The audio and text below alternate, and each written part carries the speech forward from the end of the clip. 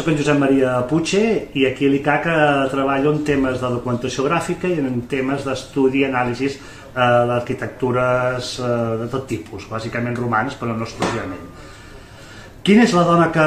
o una de les dones que més m'ha influït i m'ha portat més valors a la meva carrera professional? Doncs la primera persona que em ve, i sense cap mena de dubte, és la professora Carla Maria Amici de la Universitat del Salento, que és un referent en els temes d'estudi d'arquitectures romanes. I m'ha portat valors no només pel fet del seu coneixement, de la seva coneixença que té d'aquesta realitat concreta, sinó sobretot per la seva forma de treballar, la seva metodologia i, bàsicament, per aquella capacitat hipercrítica que aquesta dona té davant d'un objecte i que m'ha fet veure que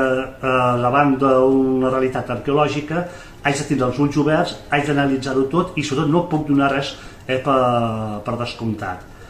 Aquesta capacitat crítica, que és el que ha fet que aquesta professora fos el referent, és el que m'ha portat a mi i